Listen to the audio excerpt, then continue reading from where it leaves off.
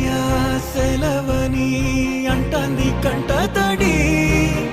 ఉండలేక నీ ఎంబడే వస్తాంది గుండె సడి గురుదేవుడికా ఇంతటి శోకం వెలివేసిన